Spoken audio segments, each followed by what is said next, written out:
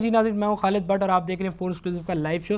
नाज़रीन, पंजाब हुकूमत की अगर हम बात करें तो सीएम पंजाब ने अपने लोगों के लिए बड़ा काम किया है। उन्होंने पिछले दिनों तालीम मुफ्त कर दी थी। उसके अलावा रमज़ान पैकेजेस आए बहुत सारे। जब हम सिंध को देखते हैं तो इस तरह की चीज़ें हमें नहीं मिलती और सिंध के सीएम की तरफ से हमेशा इस तरह के बयानात आ रहे होते हैं, या तो वो सिटी हुकूमत से लड़ रहे होते हैं या फिर अलॉटमेंट या ज़मीनों के चक्कर होते हैं। आज हमने उनको अपने दरमियान बुलाया, बहुत सारे सवालात करेंगे। बहुत बहुत शुक्रिया अदा करूँगा मैं अरबाब गुलाम रहीम साहब का। जी सर। जी सर। अरबाब साहब, ये जानना चाहता हूँ कि आपके दौरे हुकूमत में सिंध के अंदर किस किस्म की तरक्कियाँ हुई हैं? अभी हमारे दौरे हुकूमत के अंदर सिंध के अंदर इतनी तरक्की हुई है साईं, इतनी तरक्की हुई है कि तमाम साबिका रिकॉर्ड टूट गए हैं। अब अरबाब साहब किस तरह, थोड़ा सा एक्सप्लेन करेंगे? अभी आप यही हैदराबाद को देखो, यहाँ पर इतनी बारिश पड़ी है, इतनी बारिश पड़ी है कि सारा हैदराबाद डूब गया है। अभी यहाँ भी कश्तियाँ जा रही हैं, लोग स्विमिंग कर रहे हैं साईं। तो ये आपके भाई को एजाज़ हासिल है, किसी और हुकूमत में ऐसा नहीं हुआ साईं। और ये जो आप डेंगू वायरस को देख रहे हैं, ये भी हमारी हुकूमत में आया साईं। तो ये हमारे लिए एक ऑनर की बात है। लेकिन अरबाब साहब, जिन चीज़ों का आप जिक्र कर रहे हैं ये तरक्की तो नहीं है, ये तो कुदरती आफात हैं। अभी अगर ये तरक्की नहीं है तो फिर और किस को आप तरक्की कहते हैं? दरियाए सिंध की अंधी डॉल्फिन को अब मैं क्या अपनी आंखें डोनेट करूं, या गोठ से किसी बकरे को पकड़ के मैं सूट पहना दूं? क्या के तरक्की किसे कहते हैं? आप सब क्या देखते हैं जो कुछ भी अमेरिका अफगानिस्तान के अंदर कर रहा है, क्या ये तालिबान पर कंट्रोल हासिल कर लेगा? क्यों मुझसे ये सवाल क्यों कर रहे हो? तुमने यहाँ पर वजीर आला काबुल को बुलाया क्या? और साईं, मुझसे मेरी फील्ड से रिलेटेड सवाल करो, मेरी फील्ड से रिलेटेड। अच्छा, तो अरबाब साहब, मैं आपकी फील्ड से रिलेटेड सवाल पूछता हूँ आपसे। ये एक अच्छा बकरा आजकल कितने का मिल जाता है? Good question. अच्छा बकरा भारत, क्या मतलब? अरबाब साहब, आपको इंटरप्ट करूँगा। वज़ीर आज़म की कॉल लेना ज़रूरी समझता हूँ क्योंकि उन्होंने आपके हल्के से सीट जीती थी। जी शौकत जी साहब। एक तो इन मौलवियों की अस्सलाम वालेकुम खालिद। जी वालेकुम सलाम शौकत साहब। आपके हल्के से जीता हूँ तो इज्जत तो करनी पड़ेगी।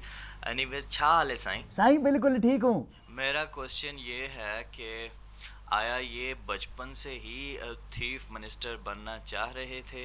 And secondly, I am glad to see another मानू आफ्टर जरदारी साहब। Sir, chief minister? नहीं, हाँ, चीफ मिनिस्टर। बचपन से ही क्या ये बनना चाह रहे थे चीफ मिनिस्टर? गुड क्वेश्चन है साईं। साईं, मैं बचपन से ही वो क्या कहते हैं उसको, अब हाँ, अब आप मुझसे दोबारा पूछो साईं कि मैं बड़ा होकर क्या बनना चाहूँगा।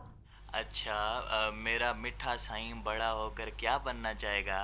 पायलट। शाबाश प्यारा बारो। जी बहुत बहुत शुक्रिया आपका शौकत जी साहब। आपका भी शुक्रिया। पायलट बनने का बहुत शौक था। पिछले दिनों रमज़ान पैकेजेस आए इंडिया के अंदर, इवन काफ़ी चीज़ों को सस्ता कर दिया गया। पंजाब में काफ़ी फलों को और सब्जियों को सस्ता किया गया। आपकी हुकूमत ने क्या किया इसके लिए?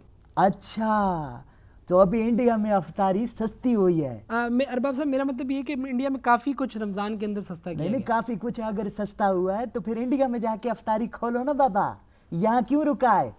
अरबाब साहब, ये मेरा मुल्क है, ऑफ कोर्स मैं तो यहीं रहूँगा। तुम इतनी इंडिया की बात क्यों करते हो? अरे तुम इंडिया का एजेंट तो नहीं है। अरबाब साहब, एक सवाल का जवाब चाहता हूँ। सिंध को इस वक्त किन मसाइल का सामना है?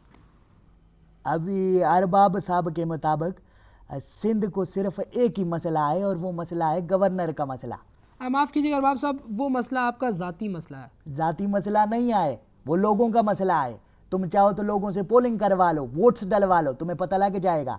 लोग गवर्नर के खिलाफ वोट डालेंगे। वो कैसे अरबाब साहब? वो ऐसे कि सारों के वोट मैं डालूंगा। अरबाब साहब, क्या देखते हैं इस वक्त जो गवर्नर साहब की काविशों से एक 7 स्टार होटल बनने जा रहा है कराची के अंदर, क्या देखते हैं कि गवर्नर साहब वाकई काम कर रहे हैं? अभी अरबाब साहब ये देखते हैं कि गवर्नर साहब का कोई क्रेडिट नहीं है। अरबाब साहब कैसी बात कर रहे हैं? उनकी बहुत काविशें हैं उसके अंदर। नहीं, कोई काविश तो तब है कि पार्टी तो उनको मैंने घेर कर ला कर दी है ना। अगर मैं पार्टी ना देता तो वो 7 स्टार होटल कहाँ पर बनाते? और तू चुप कर, गवर्नर साहब का चमचा। अभी तो गवर्नर साहब का बंदा है। नहीं, उनकी उसमें बड़ी मेहनत मौजूद है। पार्टी आपने किस तरह ला के दी है? कोई मेहनत नहीं आए। अभी वो ये बाहर के जो शेख आए ना अरबी, ये शेख नयान, ये मेरे दोस्त आए। ये वहाँ पर थर में मेरे बकरों का शिकार करने के लिए आए थे, नहीं इनको मैं लेकर आया था। आपका कहने का मकसद ये है कि गवर्नर साहब को आपने पार्टी दी है जो वहाँ इन्वेस्टमेंट करेगी। ये क्या गवर्नर साहब लगा के रखी है? डरता है क्या? नाम ले इशरत अली बाद। नहीं, मेरा मकसद वो ये, इशरत लिबाद साहब जो हैं वो उनको आपने पार्टी ला के दी है। कमाल करता है, मुझे बुला लेता है, मुझसे नहीं डरता है तो गवर्नर से डरता है। पकड़े गया। अरबाब साहब, सिंध के मसाइल का क्या हाल है, मैं ये जानना चाहता हूँ सिर्फ। मैं भी ये बताना चाहता हूँ सिर्फ कि सिंध के मसाइल का हल सिर्फ ये है कि सिंध के अंदर वजीर आला का गवर्नर राज लगाया जाए, फिर देखो सारा सिंध कैसे याची करता है। गौर साहब, इसमें कोई शक नहीं कि आप बहुत मसरूफ़ आदमी हैं, लेकिन ऑफ कोर्स आपको थोड़ा बहुत टाइम मिलता होगा, फारिग वक्त में क्या सोचते हैं आप? आय आय आय आय आय खालद, क्या याद करा दिया साईं।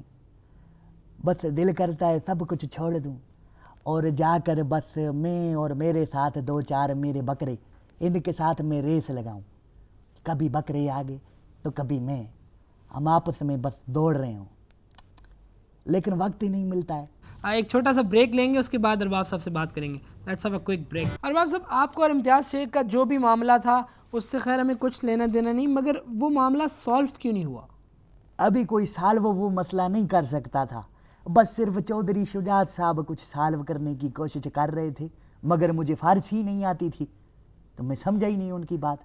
यानी कि वो मसला वहीं का वहीं रह गया। वहीं का वहीं रह गया, सिर्फ फारसी ना आने की वजह से। अरबाब साहब, यहाँ पर दोबारा इंटरप्ट करूँगा, इस वक्त कॉल मौजूद है दुबई से, लाइव हमारे साथ मौजूद हैं आसिफ अली जरदारी साहब। आसिफ साहब, कैसे हैं आप? मैं तो अनमोल मानू था यार, ये दूसरा मानू कहाँ से पकड़ लाए? अच्छा अरबाब यार, तू तो टीवी पे बहुत गोरा आ रहा है। साईं मानू, क्या हाल है? हाँ ठीक है। साईं कहाँ चले गए हो? इंटर दुबई से करना चाह रहा था साईं। साईं आओ ना, यहाँ पर कोई मुलाखड़ा शलाखड़ा खेलें, कुछ करें। आप तो चले गए जैसे रौनक ही चले गई साईं, दोबारा कोई फोन भी नहीं किया। अरबाब यार, सुना है तुझसे भी किसी को मोहब्बत हो गई है, टेस्ट करवाओ, उसकी आंखें तो ठीक है ना?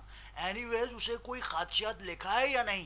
मोहब्बत तो सबको होती है साईं, नहीं नहीं यार। दिल भी करता है लव लेटर लिखने का, अच्छा, लेकिन साईं वो क्या? मार बहुत पड़ती है। अच्छा। ये अभी पिछले ही दिनों वो असेंबली में देखा था, हाँ। वो अकलीती रहनुमा के साथ क्या हुआ था अरे साईं। यार, तो ये गलती नहीं करूंगा मैं। ना करी जी आसिफ साहब, आपका बहुत बहुत शुक्रिया। ना करी गलती। अरबाब साहब, हम बड़े खुशनसीब हैं कि वज़ीर आला साहब आप ख़ुद भी डॉक्टर हैं। तो अभी जो हाल ही में पाकिस्तान और स्पेशली सिंध के अंदर डेंगू वायरस बहुत ज़्यादा फैला हुआ है, इसके लिए सिंध गवर्नमेंट क्या कर रही है? अभी ये डेंगू वायरस आया इस तरह है साईं कि मैं उस दिन अपना रेवड़ को हाँक रहा था तो एक डेंगू आया है आके, वो ज़ेबरे की शक्ल का मच्छर, कहता है साईं सलाम अलैकुम। मैंने कहा अदा वालेकुम अस्सलाम। वो कहता है साईं कैसे हैं आप? मैंने कहा लंबी नहीं लगा, आज जल्दी से काट और दफ़ा हो यहाँ से। साईं उसने मेरे हाथ पे काटा है, वो ज़ेबरे की तरह का मच्छर था, तो मैं वो काटने के बाद मच्छर फ़ौरन जो है ना वो तड़पने लगा। तो साईं मैं उसको अस्पताल ले गया, अस्पताल जाके उसका टेस्ट कराया तो उसे डेंगू वायरस आ गया। यहाँ से डेंगू वायरस जो है वो शुरू हो गया साईं। यानी कि आपको कुछ नहीं हुआ? नहीं नहीं, वो हमें कैसे कुछ होगा। हम तो पथरीले लोग हैं ना साईं, ठहर के। अरबाब साहब, क्या देखते हैं 20 साल बाद सिंध का मुस्तकबिल कैसा होगा? 20 साल बाद छोड़ के 50 साल बाद की बात भी करो तो सिंध में तो हमेशा सिंधी ही रहेंगे, बिकॉज मानू रिमेन्स ऑलवेज मानू एंड मानू नेवर डाइज। अरबाब साहब, कोई ऐसा कारनामा अपनी ज़िंदगी को सुनाएं कि जिसके बाद मैं इम्प्रेस हो जाऊं आपसे और कहूं कि यार अरबाब इज़ द मैन।